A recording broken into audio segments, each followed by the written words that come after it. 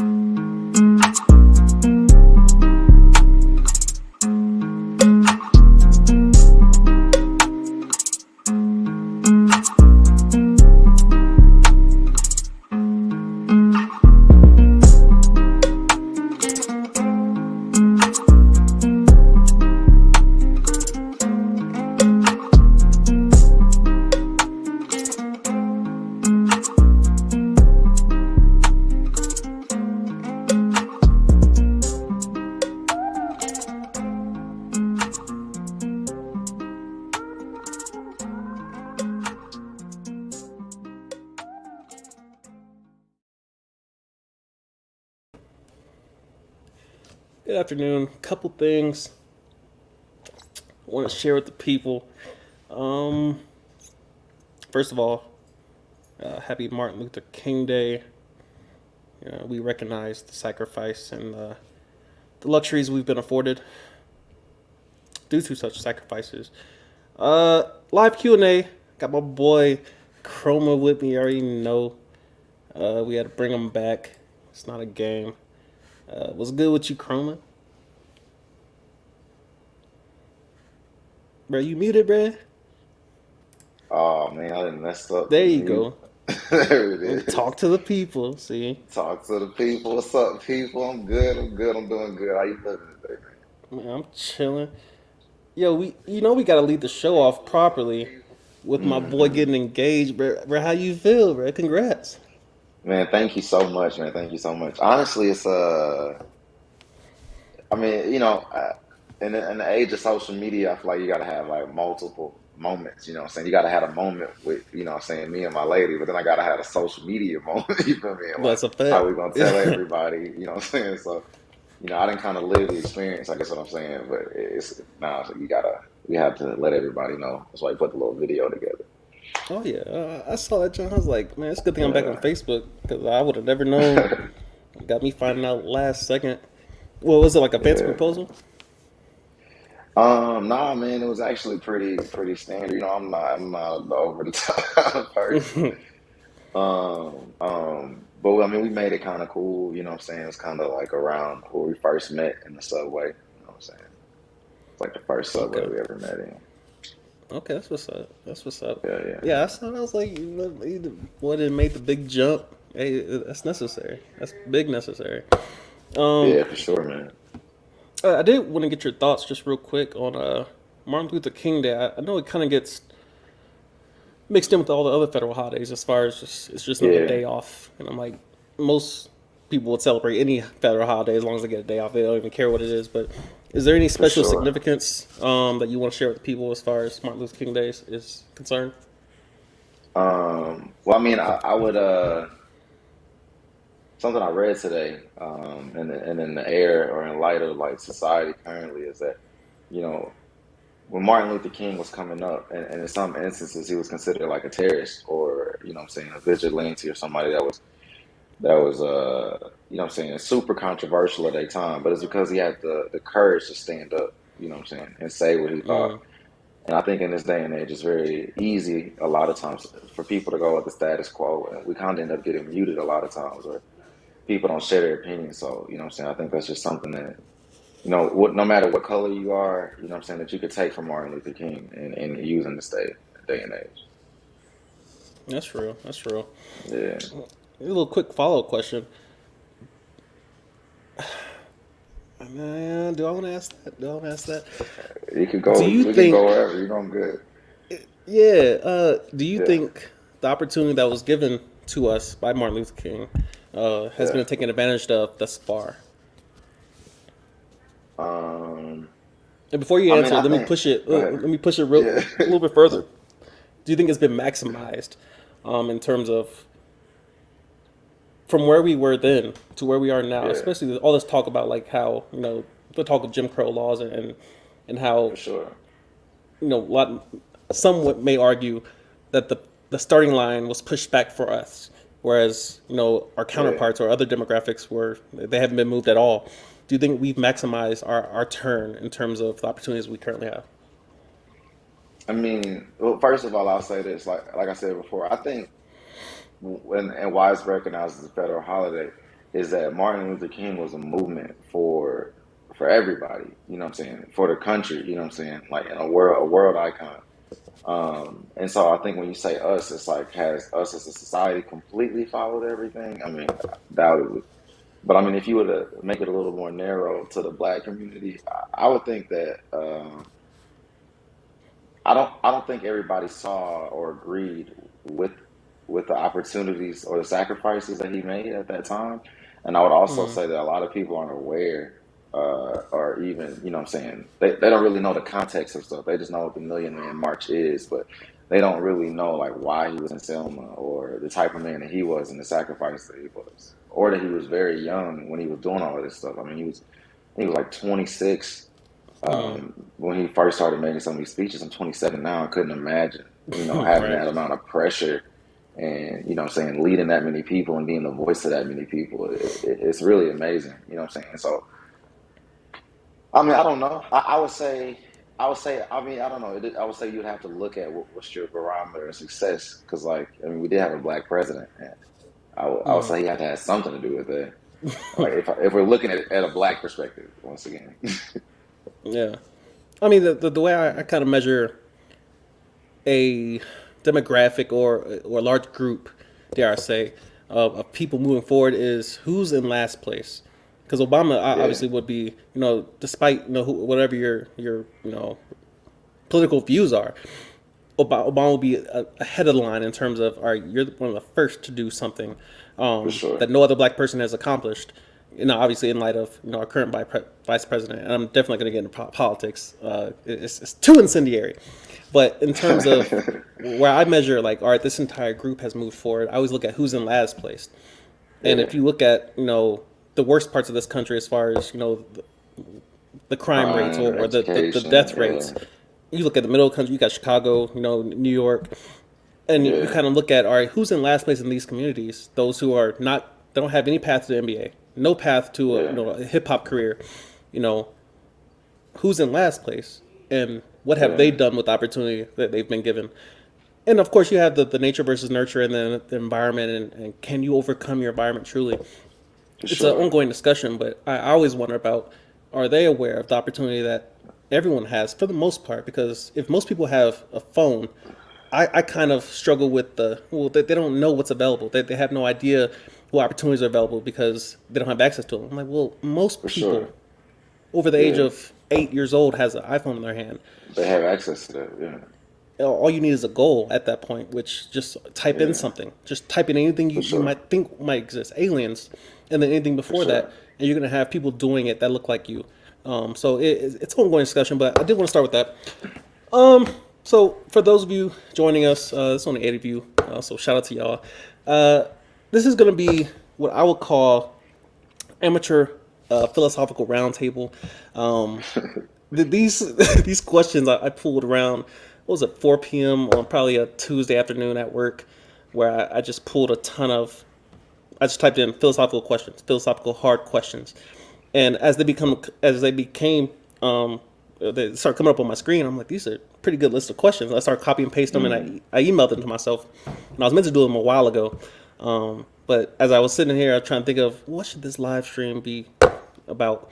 Um, why not two black men discuss it and just kind of talk about some of these vague topics that really never get discussed, but they have huge ramifications in terms of definitions, in terms of how you approach a given problem in society, whether or not it's mm, tangible in nature. Because a lot of these are they're just kind of you just muse about them. You're like, oh, why is there mm, anything? Why is the sky blue? Like, there's not really answers.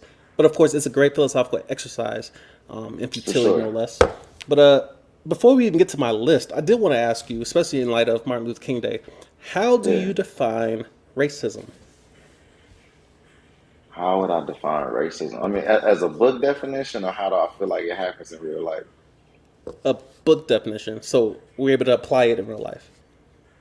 I mean, I think if you look at racism, we can, what I'm saying? Let's say you take it somewhere from like America, where you can look at like a lot of tribes in Africa where there's a lot of racism based on your literal last name. You know what I'm saying? Mm, And your last name means so much more than just your skin color. It's kind of like where you from, mm, um, you know what I'm saying, with religion, with food, all that kind of stuff. And those people are ostracized. You see it in places like where I was deployed in Cameroon, where the Northerners and Southerners, like, they feuded, you know what I'm saying? It's almost a civil war. And so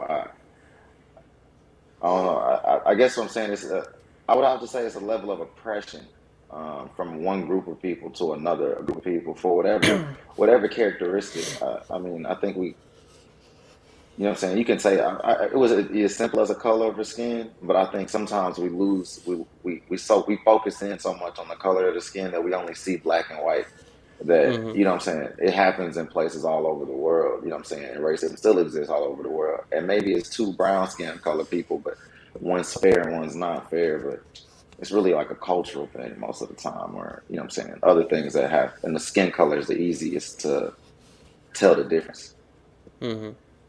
Yeah, I've struggled with this definition in the last, I would say, a couple days or a week, mainly because the previous video I made on discrimination versus preference, and I'm Mm, like, it's it comes down to the meaning of words and whether or not you're even mm, capable of executing a lot of these terms. Because, like I mentioned, there's like over 1,058 words that in an ism.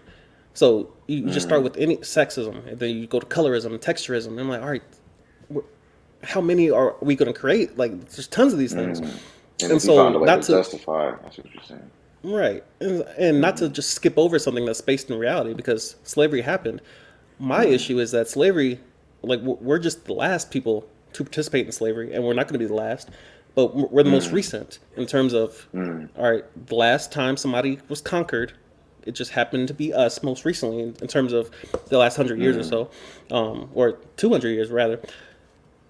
It's something we can't avoid in terms of how do we even get to North America? Slavery, cool, and so there will be of course a residual of that reality and that lived experience because someone won and then now somebody's on losing end because they technically lost their property, and that being a human being, unfortunately. So For sure. I've Yeah. struggled with like the battle between can someone have a preference in regards to race, and I'm like I don't know the answer to that, but it's definitely something I wanted to bring up, and of course, of all days to bring it up.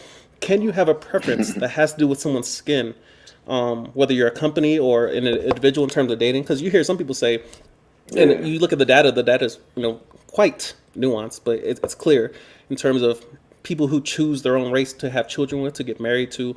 Yeah. Is that a preference or is that something that you're genetically disposed to in terms of I don't like vegetables, maybe that's my genetics, but I is that see what something you're that saying. you're able Yeah. to choose in terms and be justified in as far as I only want to date someone that looks like me versus I don't date that type of person because obviously Fresh and Fit, it's a recent uh, thing on the internet as far as two young black men stating they don't date black women, and I was like, is that a preference or is that rate? Can you call it racism if they're both black and they're both? It's a slippery slope to properly define words and then apply that to the world because you can't change the definition after you define it. So, Yeah. not to call that their situation is racism, but can you truly call their situation preference, and then apply that Yeah. same definition and say, well, if that's their preference to not date black women, can other people, other demographics say, well, I don't date this race of people? Is that allowable across the board if you're going to define a word a certain way? Yeah, I mean, I think so I would say first of all, like if they don't want to date somebody, that's their loss. You know what I'm saying? And so like, you know what I'm saying? First power to my black women out there, you know what I'm saying? But at the same time, like, you know what I'm saying? That's okay. Like nobody's mad at you because that's just your preference or whatever. You don't want Right. to date black women. I mean, you can proclaim it to the whole world and preach it on a microphone if that's what you feel like doing. But I mean, that's okay as long as you're not, harming black people or black women while you're doing that, and vice versa to any other race. And so if I don't prefer uh, an Asian woman, you know what I'm saying, to be with, that doesn't mean that, you know what I'm saying, that maybe not doesn't mean it's because of her skin color. And it's kind of going back to what I was saying earlier, like, I think a lot of these differences are cultural and, you know what I'm saying, religious based and things like that. But the easiest signifier, the easiest thing for us to communicate and effectively understand is color, and it's easy to get lost in that. So it's easy for me to be like, I don't date Asian girls, but really, it's like I want somebody that can cook me some fried chicken and mac and cheese, and you know what I'm saying? Like, Yeah. I don't think she got that in her bag. You know what I'm saying? And so, like, if I'm gonna waste or I'm gonna spend my time, effort and love and energy trying to foster a relationship, I probably do it in somewhere I think it will be a higher percentage. You know what I'm saying? And I think that's why people go there. But a lot of people don't. I don't think it's self-reflecting, come to that understanding of that's why they're making that choice. And so ignorant things are said like I don't date black girls. Whatever, you know what I'm saying? It's not as, you know what I'm saying? I don't think it's as thought out. I don't think they maybe even come to that conclusion themselves. Maybe it's a fear or, you know what I'm saying, a past experience that pushes them in that direction. That's interesting. That's interesting. We'll leave that there. That's an interesting whole thing for that. I feel like it was worth a try to kind of dig into it, but I feel like there's so much under that conversation that we have Yeah. to dig into all the different isms. And anyway, first question that I would love, and we kind of shed light on earlier, so maybe you have some time to think about it already. Is truth the same as reality? No. Not at all. Floor is yours. Not at all. Yeah, I'm literally learning that right now, right? And it's crazy. It's so crazy. And I would say the easiest barometer is truth is not, it cannot be changed. Whether it's accepted or not, you know what I'm saying, is up to the person. But it cannot be changed. Well, reality can be changed by someone's perception. And so if Mm, you perceive something and you see it that way, it can be completely true to you. And an easy signifier of this, I think, is when we're kids, right? And you're 3 or 4 years old, right? And mm, your mom has to leave to go to work, but you don't understand that, and that's not the truth in your head. It's not the perception. It's not. It's the right now your mom is leaving you, and so you cry. You know what I'm saying? It's just like you don't know what's happening, but you know what I'm saying. If the kid is manipulated or whatever the situation is, and what do what do we even do as parents? Mommy has to go or daddy has to go, go to work for a little while. I'll be back. But the kid doesn't understand that. So we have to almost draw this idealistic picture of what I'm doing so the kid can like feel comfortable. And maybe mm, the truth for the kid wasn't what was going to calm the kid down. We had to almost give them a reality, but what I'm saying, a concept of what I'm doing to make them feel good. But it's not really the truth. The truth is I'm about to be gone for 8 hours and I'm not coming mm, back in 30 minutes. mm. you know and so like I don't know, I would say that the truth is not, it cannot be changed by someone's perception, but that's whether it's accepted or not as well. That's interesting. I feel like the terms fact and truth have to be defined mm, properly and separately. mm, Because just mm, as you kind of pointed out, facts change, um, whereas the truth it tends. I always throw the qualifier absolute on there, absolute truth, because mm-hmm, I personally can't live in a world or prefer not to live in a world where absolute truth is based on opinion or perception. And perception is probably the mm, key word here because I don't think any of us know what reality is. We just know exactly. what our perception is. And then we Mm-hmm. compare our perceptions and then we throw in some facts, laws of science, and what have you. And we try to get as Yep. close to the truth as possible, whereas the truth seems elusive. And Mm-hmm. religion tries to get pretty close, but even religion doesn't know the truth. Religion has evidence, just like a court of law has evidence, and we all kind of we provide conjecture and inference, and we try to figure out what is the truth of our existence. Whereas reality is t- tends to kind of have its day using pain or utilizing pain rather. Pain tells us what's real. It's kind of like the difference between your imagination when you're having a dream, when you're having a nightmare, and you're being chased. The one thing that's missing from all of that is pain. But your imagination is Mm, running wild. You're sweating. Your heart's racing out of your chest. But the only thing that's not rooting you or grounding you in reality is pain. mm, So mm, pain seems to be one of the absolutes as it relates to truth. Now, of course, there's SID. I can't remember what it stands for, but it's basically the inability to feel physical pain, something to do with your neurons, your CNS, and how it translates to your mind, how you interpret it. But that's mm. less than 1% of the population that's dealing with SID, or SIP, I believe it's called. Yeah, not But the understandable. rest of us, we have pain to root us in reality that tells us what danger is, because danger is not the same as fear. And so you make a lot of good points. I'm not sure where the line gets drawn, but I know pain's involved. It has to be I mean, involved because it I keeps would us say alive. pain is involved, but even pain can be altered by perception. Right? Like let's say I got pain in my shoulder, right? Mm, But that pain in my shoulder is because I was working out and I did a crazy shoulder workout, and so my mm, shoulder's hurt right now. I wouldn't really feel. I would have pain, but I would feel almost accomplished by that pain because I know I worked out, and that's when my shoulders hurt. Or let's say I'm getting a COVID vaccine and it's going into my arm. It might hurt. It's a stab.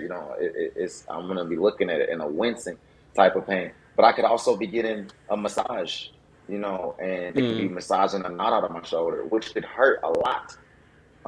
But I know that the pain is going to end, and mm, so I'm maybe am not as, I can withstand pain for longer, so to speak. mm, Something they say about pain is like something like it can be unbearable, but I think that's actually like, I don't know. It's almost like it's almost contradictory because if something's unbearable, you know, that means you can't bear it anymore, but you were already bearing it to begin with. Right. You know what I'm saying? Hmm. If you already had pain, you were bearing the pain. You had it. It just, what was that perception of you bearing it? Was it an exercise? Was it a COVID vaccine? Was it a massage? Like, what was that like? And once again, I think that perception of pain can change. And then also like the terminology itself, and this is where Mm, like I get in trouble personally for splitting hairs and like semantics. Those two words don't mean the same thing. yeah. I would call a lot of your analogies, and I hate reading into analogies because you miss the point of the whole thing. But Mm, in certain cases, it matters. So in certain cases, I would say from working out, you would call that soreness and not mm, pain. Whereas pain is like the result of us being stabbed or what have you. And not to be hyperbolic, but in those two mm, different situations, you understand the difference between the sensation of pain and the sensation of being sore. One being beneficial and a sign that mm, you've gained positively. The other one being a sign that this is not linear. This is not going to benefit you. You can stab yourself 1,000 times. You will never be, immune to knives. It's not like a vaccine, where a mm, vaccine is anti-fragile in nature. You benefit from a vaccine over time, whereas you get mm, stabbed. There's no amount of stabbings that benefit you over time. Therefore, mm, the result is pain. Kind of like some people say that they rather learn from their mistakes, and they're like, well, because I experienced that, it benefited me and made me who I am today. yeah. I'm like, well, did that truly benefit you, or did you find a way to overcome that? Because this And is that's like certain interesting. crimes. Okay. I'm not sure how Yeah. you overcome. Like, all Hold on, right, let me get let's my water. say, yeah, you good. It's like if I rob a bank and I get caught, I'm like, well, because I got caught and I went to jail, and then I came out, a scholar, or I came out with a law degree. I now somehow benefit from that. I'm not sure how that translates immediately. It doesn't seem to work that way. Um, Mm. your thoughts? And so I mean, okay, so like what you said about a knife, right? Mm, But like there, once again, it could be perception. Some people are cutters and they cut themselves to inflict pain as a mm, relief. I don't agree with that, and so it's hard for me to even understand that perception. But that could be their perception, and so once again, it's some way that they're inflicting the pain on themselves, even with a knife. But their perception of that pain is different. Or to where if you were to ever cut my leg, I would feel like no way. facts. it would never, it would never be okay with me, and that would always be seen as pain or painful. And that's what I mean by, certain things, certain perceptions, you know what I'm saying? And certain things of pain, maybe, pleasure, or, some people can tolerate it differently. You know what I'm saying? I don't know. My lady don't seem to have a problem with the shower on all the way up on hot. But when I get in there, it is painful. And That's, she that's get in there facts. like, this is so nice. And I'm like, your skin is literally burning, bro. Like, what are you doing? Yeah, And I that's don't know. interesting. Yeah, you made a lot of good points, especially in regards to perception. Um, Mm, I wonder if there's limits to perception, and where does delusion start? And of course, perception including that's delusion. very true. But where you're, because at some point you got to bring in the term solipsism, where he's like the way you view Hmm. the world is all that you know, and that's all you think Yeah, of. So like you have some people yeah. that just lack empathy completely, or lack the inability to look outside of themselves and say, all right, well, there's more Hmm. than just my opinion, my experience of the world. There's somebody else Hmm. on the other side, especially on the other side of the world, who might view the Hmm. same exact experience, might have that same exact experience today, but because they live on the opposite side of the equator, their experience is different. Therefore, their perception is different. Mm. But then, at what point do both entities, pursue truth and say, "All right, this is my experience," but the truth of the matter is, Mm. there's that. Like I always use the analogy, and this me and my girl kind of fight over, is like Hmm. people that are colorblind, their Yeah, perception of the world and their perception of color is the way they see it, and their truth is the sky is red, and that's all they know, and they can't change it. They try to, you know, well, I see reds and I see pinks and I see blues, but I don't. yeah, The sky's red. The sky's red. And I'm like, well, the truth is the sky's blue, or the sky's black at night. It's not red, and therefore you almost have to overcome your own perception at times and say, well, even though I'm feeling this, I see the pain as this. I have to perceive properly and still point to truth in the end, because the truth is what matters, despite the thousands and millions of opinions and perceptions. Because if a Yeah. thousand people, a million people, doesn't matter. A million people think the sky's red because they're all colorblind, or they got sunglasses on. I'm like, well, it's not. It's not red. It's blue. The truth is, it's blue. Yeah. And maybe the whole world might be in a daze where we all perceive the sky to be Yeah. blue, and it's not blue. How do we That's pursue truth crazy. in that? Yeah, exactly. That's crazy. And what if, like, what I'm saying, the history is burned? They write new science books. Most people are, what I'm saying? And the whole time you sit here like, what is going on? Y'all are going crazy. The sky's been blue since I've been born. You, It you only know, takes one generation to. Oh yeah, yeah. actually the sky's yellow, and all of y'all, for the countless generations that had phones, your light sensors need to be recalibrated. All the pictures are wrong. All the Photoshop processes that were built in, and all this Yeah. HDR, all of those wrong. The sky's yellow. I'm like, well, But see, how did we miss that? I think there's forces outside of us or things that we cannot control. And sometimes, in life, we get to a point where we think we can control or we think that we're aware, but we truly, what I'm saying, not. And what I mean by that is, mountains have been around, what I'm saying, since before time. And the mountain has Mm, stood here. The waves have crashed on the shore and run away. The sun has rose and come down. You see what I'm saying? mm, But we'll be forgotten. You know what I'm saying? At some point, yeah. whether it's in 100 years or 150 years or 10,000 years, you know what I'm saying? That Mount Everest will probably still be there. You see what I'm saying? Mm, And the reason I say this is that I think that, what I'm saying, the truths of Mount Everest and the truths of the ocean and the truths of the sun rising are different than the truths of a human. You know what I'm saying? The truth, mm, my truth might only be true, like you said, for my generation. But like, what I'm saying, the sun been going up and down since I I could ever think. You feel me? Like yeah. since anybody, and that's true. That's true anytime. You know what I'm saying? The sun goes up and it comes down, and you can't deny that. I had seen Yeah. it another way, and if it was another way, we probably all died. So like, you know what Yeah, I'm saying? there's a term called uniformitarianism, and it's the mm, belief that if you go back in time, and you got the evolutionists, you got the Christians, you got the Hindus, you got all these different belief systems, worldviews, trying to explain yeah, the beginning of time, the beginning of organisms and life. But yeah, the term references how if today gravity is negative 9.8 meters per second, whatever it is, yeah, you go back 2 million years, gravity was also negative 9.8 meters per second, whatever. And mm, it's a flawed thinking process because nobody knows. And there's even like things like carbon dating, where people will go into carbon dating and say, well, you measure the age of something by measuring how much carbon's in it, because back then, if it was a mm, certain amount of carbon, then it was on the earth a certain amount of time because of what you breathe, or whatever you eats grass, and there's carbon in that, and then you measure how much, mm-hmm, all that. And so yeah, you try to use that, but then you measure things that are alive and say, well, this mammoth bone is 2.8 million years old, but then this live penguin is 3 million years old. How does that work? The issue with,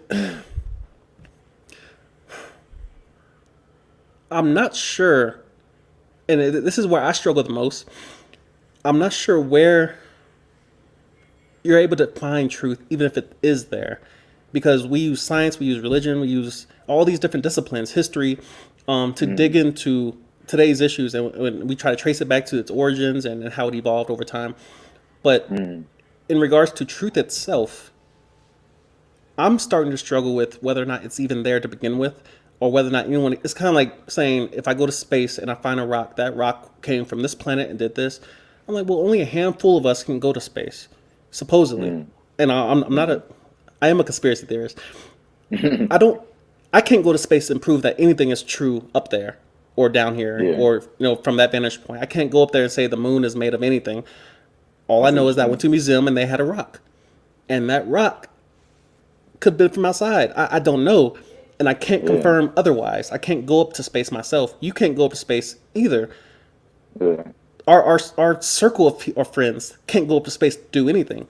So all we have is yeah, the internet told us that we went to the moon on this day and they brought back something. I'm like, well, you can't confirm where they went. You yeah, can't go yourself. All you saw was a live stream. We're on a live stream. No one knows where I'm at. No one knows where you're at. for We're sure. just on the live stream. So Hmm. it's a lot of, and we'll get off this topic. I want to get to some other ones, but it's interesting. Absolute truth or truth itself, where it Hmm. lies. Is it accessible? Will we recognize it even if we saw it in person? Even if we felt it, we watched it in a courtroom, 4K 60, 4K 120, slow down, frame by frame. Are we seeing what we think we're seeing? It's ongoing. It's ongoing. But we got a super chat. Appreciate you, Hiram, for the love. Always a supporter of the channel. I appreciate you. Next question, and this kind of ties into it because it has a similar qualifier, which I'm always a fan of the qualifier absolute. Is there such a thing as absolute morality? If there's a such thing as absolute morality, Yeah. no, no. Oh and, my and once God. again, and I would once again say I think that even ties to what we were just talking about truth and perception. I mean, if you go back in time, there was entire communities that believed in like sacrifices and in the name of the sun god, where they would kill babies or something. It's like if you did Hmm. that nowadays, that would be like completely blasphemy. You'd be like, get the death penalty or something. You know what I'm saying? Mm. But back then, that they did that in the name of their god, which was moral. You see what I'm saying? Mm. So then, if both of those things were occurring in the same time period, who would be right and wrong? That there is the question in question. How do we Hmm. tell right from wrong? And that's where I have to pause on the opposite side and completely disagree that there has to be absolute morality. Mainly because currently all we have, let's say there is no morality, let's say there's no God, let's say there's no rules on morality. All we have is opinions right now. And so if I say murder is okay, you say murder is not okay, how many other options are there? Because of course everyone's going to throw in their situation of, well, what if someone's attacking your family? Then is it okay? Well, it's not murder Hmm. anymore. It's killing, because Hmm. murder comes from intent. Hmm. But then anyone could change or add a definition because, of course, someone wrote those laws. Someone wrote the words. Hmm. Someone defined those words. Webster is not just a god from a third world or like a distant planet. Webster was written Hmm. by a person, typed out. Yeah. Somebody printed those words. So words have a limit in terms of how far can we go with this word and say, well, it's not murder, it's killing, so it's okay. It's not Mm-hmm. killing, it's abortion. There's all these different terms that we can interchange and say, no, that's not murder, that's manslaughter. I'm like, what's the end result? Yeah. A life was ended. So from that point, there has to be some type of moral law, just like there's a legal law. You don't get in your car and drive anywhere and say, I think the speed limit should be 100. Yeah. The car next to you says, I think the speed limit should be 80. And then you say, well, what's the law? So there Yeah. has to be entity in charge of, and it can't be subjective, it has to be objective. Somebody has to be in charge of this process. Otherwise, we have chaos. Apply that same analogy to morality and say, I think murder's okay, you think murder's wrong. Who breaks the Mm. tie? It can't be another human because they're, well, doesn't, even organizations, companies, governments, Mm. they're comprised of humans with opinions. Therefore, you can't have a human defining life and saying, "Well, it's okay to take that person's life. It's not okay to kill that person. Mm. It's okay to kill this person." No, that's called assassination. That's called some execution style. We have Yeah, all I get these what you're different saying. terms that we interchange, but how is it that the end result is all still the same? And let Yeah. that it the person being killed, let that person be a family member. Our opinions change. So I'm like, well, we can't have Mm. opinions now. The opinions should not be defining the moral law, as it were, just like Exactly. we have the legal law, because legal law, the point is order, and we all benefit from that. But Yeah. if someone dies because of your moral, resolution, it's just chaos, because one day you're going to break that moral law, and then what happens then? I think it's even hard to put something like moral and law in the same. It's just hard, you know what I'm saying? Because I think that's why we have laws, because everybody's morals are kind of different. And so we have to have a baseline so there is order and structure. Otherwise, you know what I'm saying? Like I said, we can have people out here doing child sacrifices and stuff in the name of their God and saying that's their moral law, and I can't say Mm, nothing about it. Which is interesting because I think that those things are happening in this day and age. You know what I'm saying? Um, I don't want to get too controversial, but you know what I'm saying, a mother and father, you know what I'm saying, had a moral, or you know what I'm saying, everybody had their type of responsibilities or dispositions throughout time, and it has changed throughout time, and once again, all over the world. Mm, But then if we were to start creating our new moral laws and saying what a man and a woman is, or what a mother and a father is, and we create new meanings, then who am I to tell someone in this day and age, or in past where they've done some of these same things, who am I to tell that person that they're immoral, or mm. that you see what I'm saying? And then I would almost be playing God myself at that point. And so, you know, once again, to each his own. I just would be like, hey, bro, you got it. Nah, but that itself is a slippery slope, because if you say, well, who am I to say that you're wrong about something, and Yeah, then that person is a pedophile, everyone's going, no, no, no, what he's doing is wrong. You're allowed to say that. I'm like, where do we draw the line? Because everyone's but see, that's quick. order. That's order. But see how the words change. Before it Nah, was that's wicked. judgment. Before it was a moral Yeah, law. But all we the English language is so unique where we're able to just interchange words and say that's yeah. not assassination. To an That's extent. keeping world order. That's keeping democracy. That's Yeah. a hostage negotiation. We had to kill that person. At the end of Yeah. the day, and this is why I ask very vague questions, and I love this list of vague questions because it makes you define a word first before you give judgment, before you look into the Yeah. actual situation. Define killing. Or if I ask you a vague question like this, and I will. I'll ask you a vague question like this: is it okay to kill a human being? Yes or no? That's not a yes or no question. In this case, it is, and that's usually. Go ahead. I'll let you But answer. then if that's the case, if there's ever one time that it's okay, then I'll have to say yes. And in that instance, That's I the would say point. yes. I would That's the say point yes, of it's the okay to question. kill a human being. Okay, 100%. so from that judgment alone, let's say Yeah. you are the U.S. government, Yes. and since we both work for the U.S. government, this is appropriate. And Yes. I've asked people in my office this. I'm like, is it okay to kill a human being? From there on, you no longer need to change the word. You don't need manslaughter. You don't need first degree, second degree, third degree. You don't need Yes. assassination. You don't need execution. You don't need premeditation. You don't need any word that has to do with the end result of killing a human being, because the end results are all the same. A human died. But Okay. because we are humans, we throw on those qualifiers. We change the word because we want it to be different than what it really is. We're killing a human being. But it's different because we're going to change the words and say, no, no, we shot that person because they took a hostage. They robbed a bank. It was a hit and run. They ran. They pointed a gun at Okay. police. I would agree with that. But I would say then you have to have no negative or positive connotation towards killing. And not every time someone's killing, it cannot be taken in the perception or the context of murder.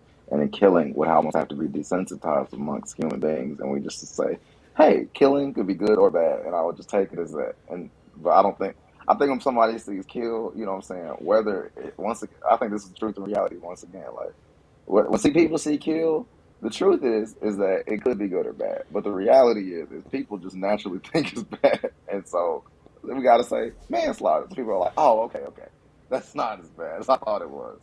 You know what I'm Well, saying? But since you went there, let me go ahead and back you in the corner. Define yeah, a good killing to me or to everybody, to you. To you, is there to such a me. thing as a good killing?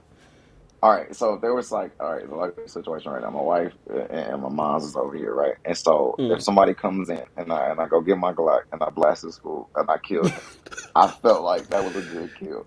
Also, if I'm in the wilderness and I shot a deer perfectly and it went through, you know what I'm saying?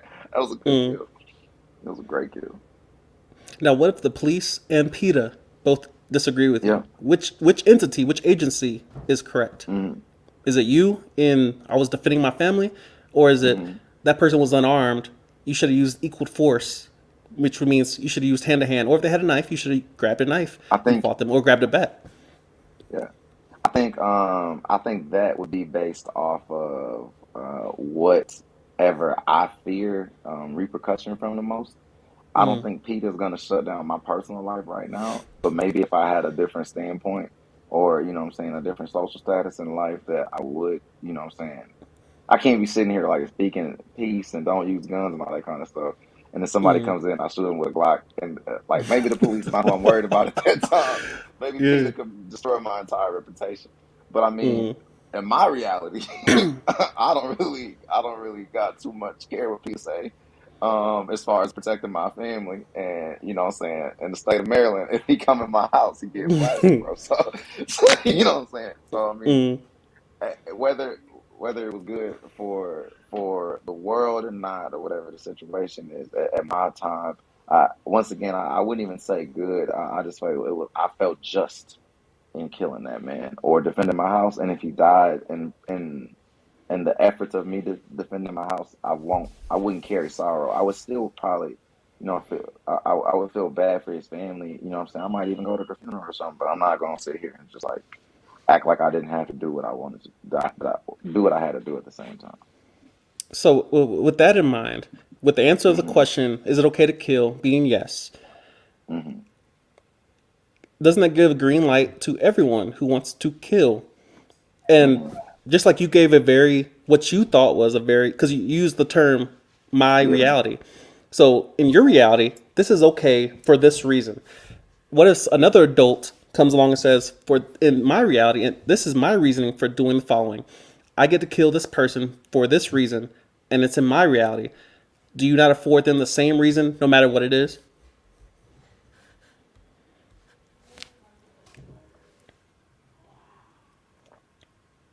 Hope we didn't lose my boy. I'll answer it for him.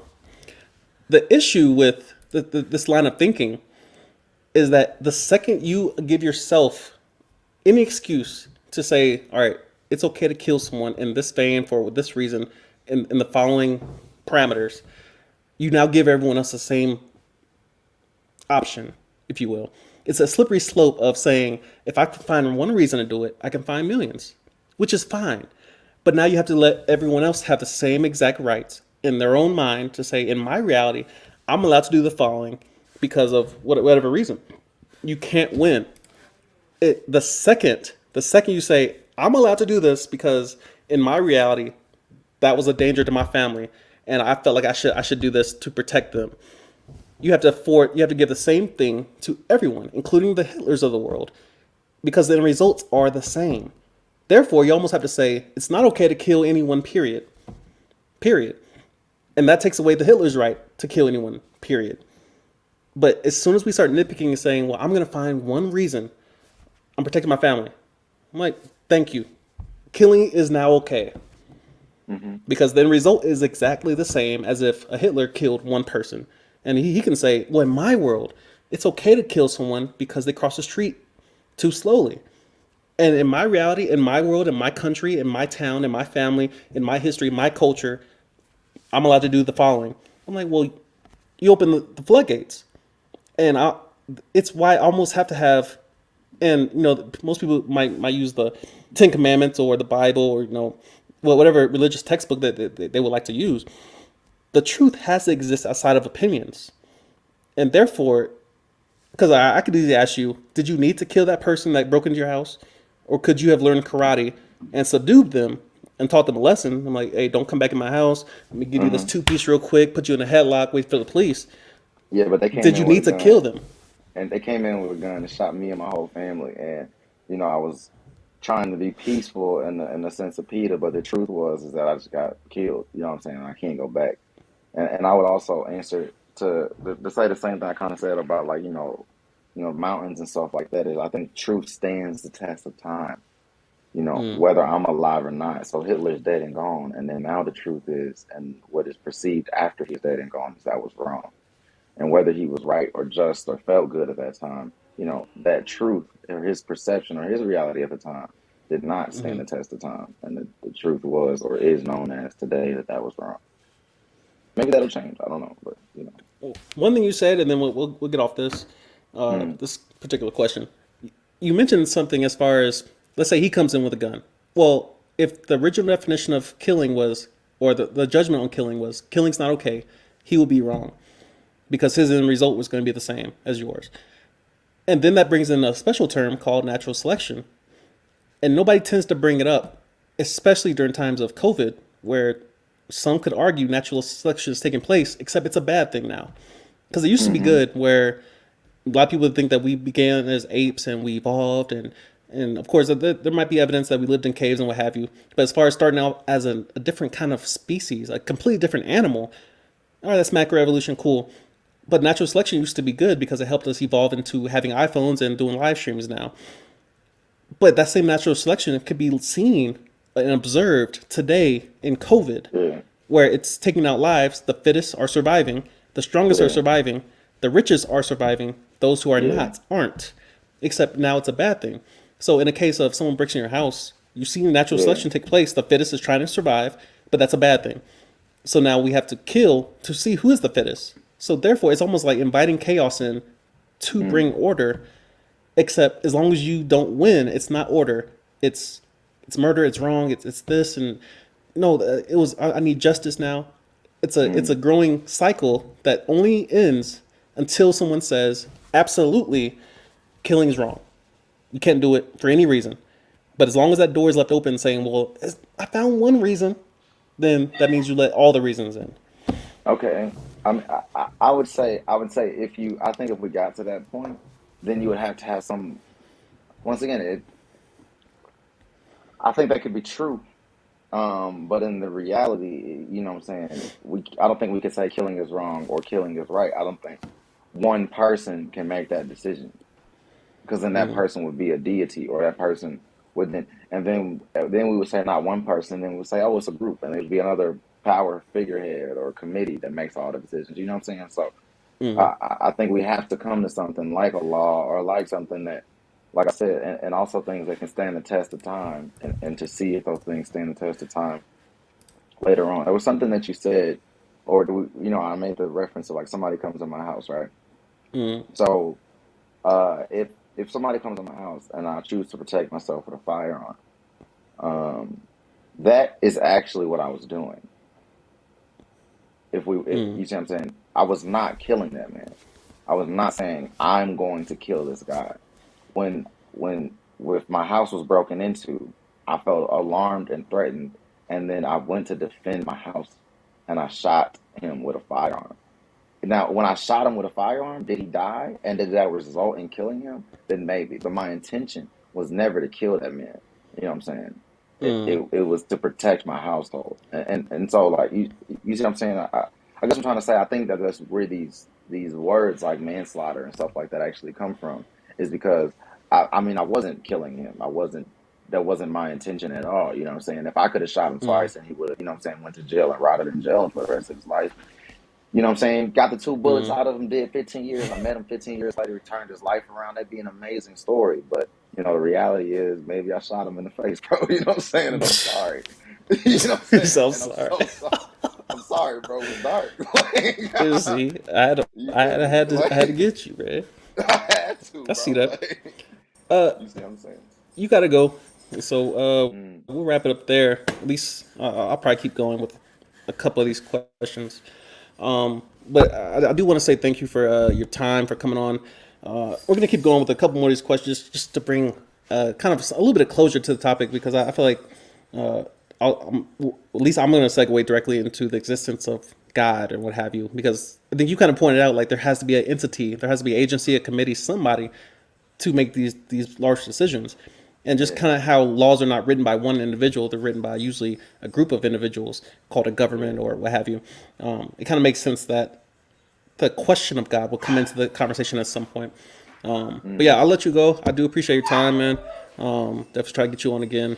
But yeah, I'll hit you up later, man. All right, I appreciate you, big dog. Sorry, I got to make the early exit. Happy Martin Luther King Day and do your thing, big dog. Say less, say less. We'll be in touch. All right. All right, so yeah, appreciate my boy Kromah. Always great to have him in the crib. So yeah, we kind of directly segued into the next question. How do you know that God exists or doesn't exist? And it's probably one of the harder questions, but it's one of the most popular questions in regards to how multiple generations of this question had, it's never gone away. Even with with technology improving every single year, this question has never been answered definitively. There's never been proof that God exists. There's always evidence. A question I heard a while back, it kind of went as follows. Do you know everything? The answer is probably no for most of us. The answer is probably no. Second question. Do you know half of everything? The answer is probably no for most of us. And then, of course, you round out the question with the following. What if God existed in the other half of everything you don't know, assuming you know half of everything? Which we've already paused at the answer being no. So it's basically an exercise in trying to figure out humility, essentially. Humility. Can you pause at the fact that if you don't know everything, you don't know half of everything, you don't know a third of everything, you don't know a fifth, a tenth, a 20th, you don't know as much as you think you know. And if you're humble, if you're rational, if you're reasonable, you would admit that.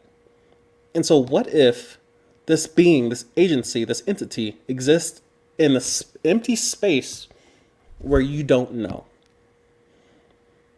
And of course, that's not proof that God exists, but it should make you wonder about what you don't know. And it should bring humility into the picture as far as, why would you immediately assume something? I'm going to assume God exists. I'm going to assume he doesn't exist. Is there any evidence that he exists? I personally believe he does, for the very reasons we just discussed with my boy Kromah in regards to morality. Because as long as we have opinions floating around stating, I think murder is okay, you think murder is wrong, which one of us is right? We both can't be right. The light can't be on and off. We can't have opposing opinions in this area. I think it's okay to mistreat children. You think it's okay to mistreat. Both of us can't be correct. They're opposing views. It's 1 or 0. And so with that, you have to have somebody to break the tie, but it can't be a human, because humans have opinions. Humans have biases. How do we overcome that deficit, that valley? It's almost irresponsible to pause at the fact that this entire world, the platform that we're streaming on, all of this is here by chance. Chance, matter, and time. It's irresponsible. You walk through woods, you see a watch on the ground. Would you think that watch naturally evolved? Naturally occurred? It's not a thing. It's not a thing. This is not a religious channel. This is not me trying to preach at you, but I do kind of refer to myself as an intellectual Christian, where I kind of pause at the fact that certain questions, you can't just dismiss God out of the possible potential answers. It's not okay intellectually and honestly. If you're going to be intellectually honest, certain questions certain answers rather, have to be kept on the table until you're able to positively dismiss it. You have the God of the gaps theory,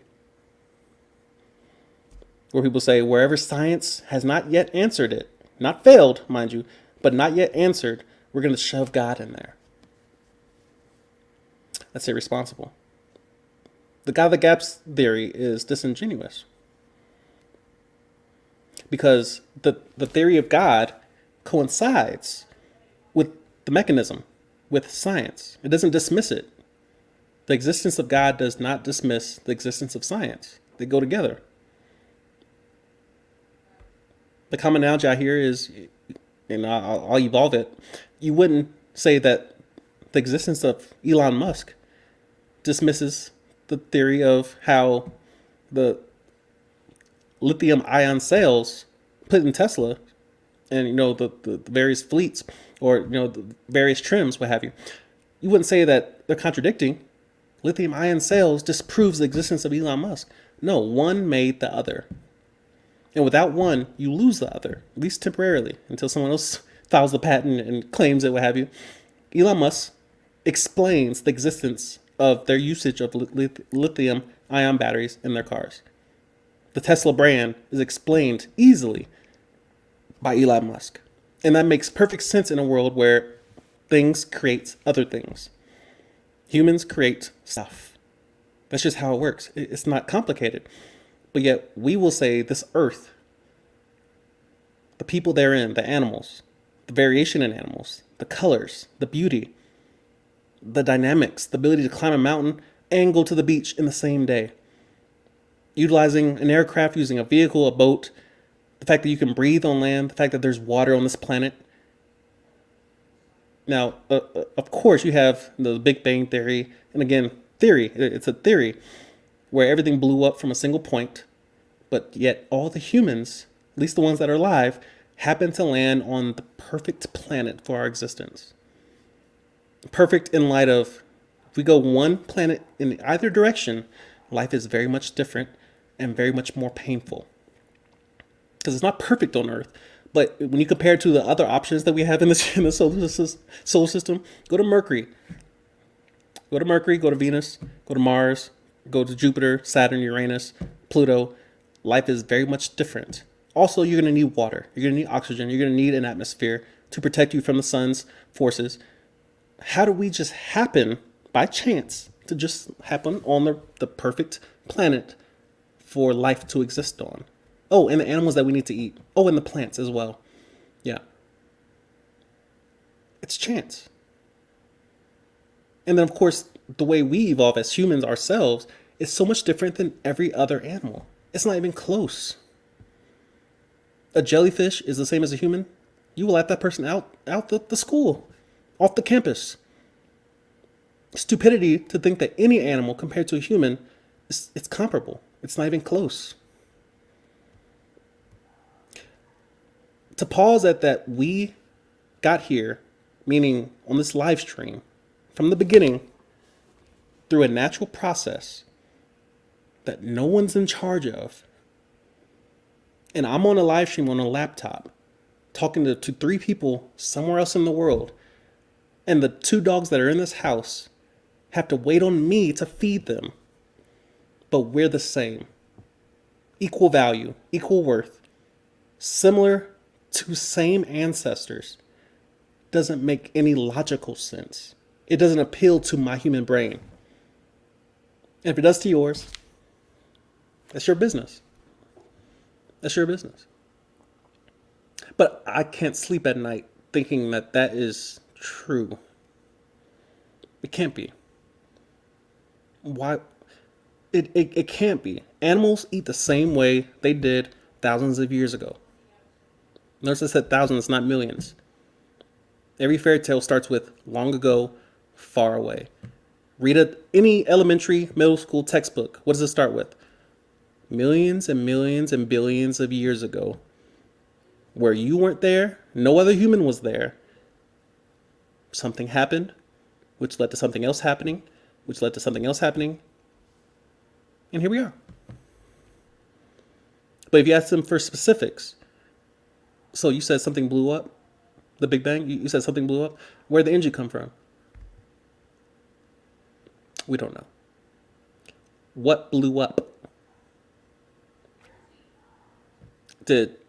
For that single moment, something overcame the laws of thermodynamics where matter was created? Who created that matter so it could blow up? If the universe started as a spinning dot, why do we have moons orbiting in opposite directions? Why are there planets spinning the opposite of the Earth? It doesn't make sense. It directly defies the laws of thermodynamics. If a single dot blew up, why is the universe look so different? Why are there clumps? Why are there clumps? Why are there galaxies? If a single dot blows up, everything should be equal distance away. And if you're in a vacuum, such as space, everything expands, which means everything should be equal distance, going at the same speed, and they should be going apart from each other, which means nothing should be colliding. Like nothing should be hitting our moon.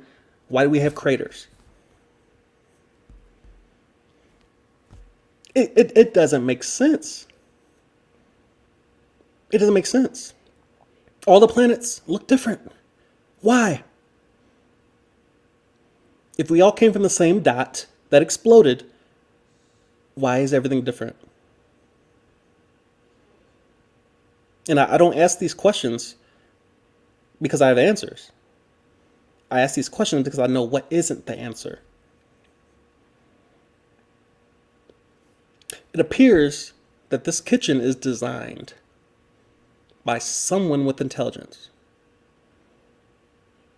It just seems that way. When I look around, I see that somebody wanted to keep food cold, so therefore they created a refrigerator. The factory did not blow up and create that refrigerator. Nobody lit a match, which is destructive in nature. Nobody started a fire, which is destructive in nature. Nobody created an explosion, which is destructive in nature, and create a refrigerator. You don't destroy things to create. That's the opposite. It's counterproductive. It doesn't make sense. It's the opposite. Why would you destroy to create? Why not just create? It's easier to create from destruction. And yet, somehow, this universe was created because something blew up. Look at the roof of your car. There's probably paint missing. Why? Because the sun's force is destructive. Entropy. Things tend towards disorder. Nothing improves on its own. I don't lose weight on just because. I have to work. This laptop has to be charged through integrated complexity. It doesn't happen because it's near a wall outlet, near electricity, near a battery. We need integrated complexity, and that's what's missing from a lot of these theories where they say something came from nothing. A lot of these theories just say something came from nothing. What is nothing? The absence of something. So it sounds as if the theory should be adjusted, the Big Bang theory should be adjusted to say something blew up. But of course, the questions follow. Where did something come from? Why did it blow up? When did it blow up? Now, that answer might be a little easier in the beginning. But then when's the end? And what caused the beginning? Races always have starts. They always have beginnings. Starter gun. Ready, set, go. Beginning starts with intelligence. So to even make the claim that nothing began our universe doesn't make sense because we don't witness that anywhere on this planet. We don't witness nothing starting something. It doesn't happen. So, the original question, how do you know that God exists? I don't know, is the answer to that question. How do you know he doesn't exist? I don't know. I look at the evidence. And there are a lot of people that are much more educated than me. I'm not going to say smarter. There are a lot of people that are more educated than I am in certain specific areas that might claim, oh, the Big Bang Theory is a fact. It's a fact. It's true. And then I start asking my very basic elementary questions. And if they have answers, which they don't, but if they have answers, I'm all ears.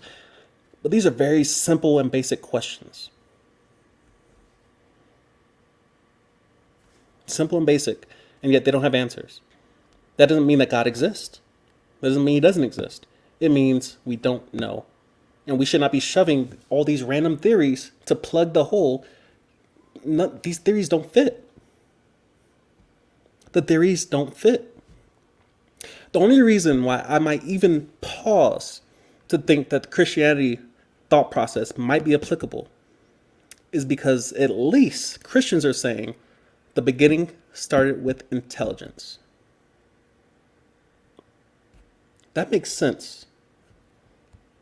Someone's mind created something. We witness that every single day. You can go on Twitter, You can go on YouTube, you can go on TikTok, you can go on Facebook, Instagram, and you can watch someone create something. 5 of you are watching me right now create something. It comes from intelligence. AirPods Max, that came from intelligence. Not by chance, not by wishful thinking. To think that the universe came here because of and all this integrated complexity, such as electricity, gravity, laws of thermodynamics, laws of logic, grammar, mathematics, chemistry, physics. Who set the speed of gravity? Who made the chemical compound of H2O, water? Who's in charge of that? Who decided there should be a periodic table? How did elements evolve? How did mathematics evolve? Did numbers evolve? How did numbers evolve? Who's in charge of these processes? It's crazy to think that people will just, I'll take the first theory you give me. Go. Something blew up. Long time far away. Nobody was there to see it. Nobody was witnessing it. The universe has evidence to suggest otherwise, but let's go with it. Let's go with it. It's crazy. It's crazy. So the answer to these questions are simple, mainly because of the way they're worded and the definition of words. How do you know that God doesn't exist? I don't know. How do you know he does exist? I don't know. I look at evidence. Evidence. Evidence tells me that something made something. That's plausible. That makes sense. A human probably made something at some point in history because it came from intelligence, not from chance, not by explosion, not from disorder came order. That's not how that works. So I'm not an apologist, a Christian apologist that wants you to believe in God. That's your business. It's your business. But intellectually speaking, I have to pause at the fact that the mind is step one in the creation of anything. A mind. Whenever I see order, I think a mind did this. If I see an orchard, peaches, apples, banana, well, whatever. If I see an orchard, if I see parallel lines in nature, I'm thinking, hey, there's a mind somewhere around here that did that. Why? Because you don't see parallel lines in nature. Go look. Go look. You see perpendicular lines everywhere, crossing, branches crossing. But when I see order, I'm like, nah, there's a mind behind that. When I see a car going down the road and I see it's driving between parallel lines, I think a mind created that. A mind created that. So when I look at nature and I see order between humans and plants, and I say the plant emits CO2, scratch that. The plant emits oxygen. We emit CO2. We complement each other. The plant gets our CO2, we get the plant's oxygen. That's order. That's order. If I eat an animal, I get stronger. If I eat chicken breast, I build muscle. If I eat honey, I get a pump. It's weird how that works. And of course, I can hear the ethical vegans entering the room. You shouldn't eat animals. You can get all the nutrients you can from plants. What about B12? Oh, you got to supplement that. Cool. Now, there seems to be order in nature because lions eat gazelles. Gazelles eat grass. Grass grows automatically. Oh, photosynthesis as well. Starts from the sun light years away. Actually, no, a light year away. That's the distance between the sun and Earth, is a light year. It's crazy. There's order.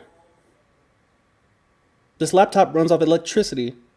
We stored electricity in a battery that came from the wall socket, that came from a power grid. It's order.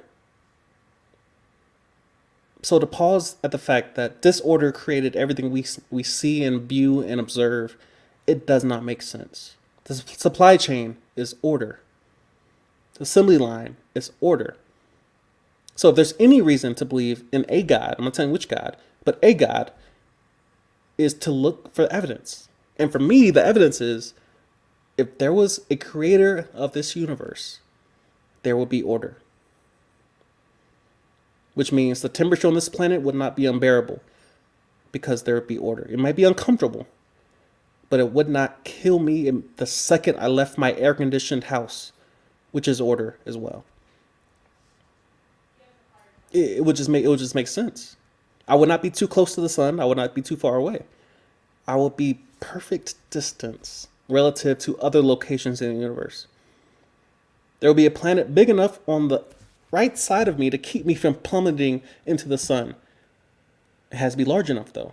Oh, Jupiter. That makes sense. Saturn. Yeah, that makes sense. There's order. There's a moon that's going away from the Earth instead of towards. Why? I don't know. But it's not barreling towards us. And it's only moving an inch away a year. Not immediately. And of course, we have the tides to acknowledge. But the world's not being flooded every single day. Or once. Because that's really all it takes, is to be flooded once. And then we all die. But there's order. There's order. Even in the worst parts of the world to live in, there's order. The creation of fire so we don't freeze during the first winter. Order. Where do you get order from chaos? You don't. So I don't know if there's a God. Emphasis on the word no. I don't know those things. I don't know if there isn't a God. I believe it was Jordan Peterson said, you should live your life in hopes, or you should live your life pretending that there is a God. Why? Because you don't want to be wrong. You don't want to be wrong about that. Shout out to Paranormal Activity with the super chat. Appreciate you. Certain things you just don't want to be wrong about. Certain questions you don't want to be wrong about. Legality. There's certain questions you don't want to get wrong. I love watching pedophile stings. Shout out Chris Hansen. Shout out CPP, Colorado Pet Patrol. There's certain questions you don't want to be wrong about. How old is this person I'm talking to? Are they 18 or are they 12? There's certain questions you don't want to get wrong. You want to have a level of assurance that you can sleep at night with. That's where a lot of people get themselves in trouble. If there's not a God, how do you answer certain basic questions? Certain questions have to have answers. Am I allowed to kill someone? I use extremes to prove the point a lot quicker because it takes longer if I have to be highly nuanced. And is it okay to steal? Well, define stealing. I jump straight to life and death. Life and death. Just go straight there. It simplifies everything. Certain questions you can't have wrong answers to. What if there is a God? What does that mean for your eternity? What if the Christians were right and there's a hell and a heaven? Would that change anything you do day to day? It's a scary thought. What if there's reincarnation? What does that mean? Be kind to the animals, the plants, the earth. What if there's more than one God? Polytheism. Should we be worshiping the sun, the cows? Should I not eat burgers? Should I repent for the beef I had earlier and the eggs? The talk of religion Some people might think it's unnecessary. Like, why do we even talk about religion? Why is it necessary? Because it answers questions. It gives you answers to questions. Now, some of the answers may be off, may be misleading, may be wrong. Some people might look at the Catholic Church and like, with all that dirt that may or may not exist, allegedly. I'm like, well, don't judge go back to the rule. Don't judge a belief system by its perversion. Are they following the rules of that religion by doing what they're doing? It's kind of like when they say during the Crusades they killed so many people. I'm like, is that the teachings of Jesus? Did he teach to go kill people? Or did they pervert his message? Does the police academy teach to shoot unarmed people? Or are you judging the entire police force by its perversion, by the perverted few? Is every protest a riot? Or are you judging entire movement, entire political point of view by the few? We're so quick to do it. We just rush to do it. Just rush. I saw one Republican at the Capitol. Therefore, all Republicans, all conservatives, they're all the same. Slippery slope. Because I'm sure somebody saw a liberal burn down a fire station.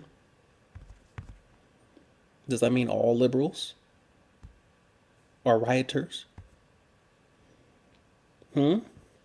Slippery slope. The second you draw a line in the sand and judge entire group by the sins of the few, you're going to catch yourself grouped into one of the groups. Anyway, great live stream. Great talking to my boy. We only got to three of the questions. We only got to three of the questions. But of course, this list is not meant to be rushed through. Supposed to let it marinate and seep into your mind. And actually, we covered quite a few others just because they're kind of wrapped into all the same conversation. If you ask why enough times, you're going to get to the question of God at some point. Why? Because it's the first mind. It's the first mind. And so it's impossible to ask any amount of questions that don't lead back to the origin, the beginning.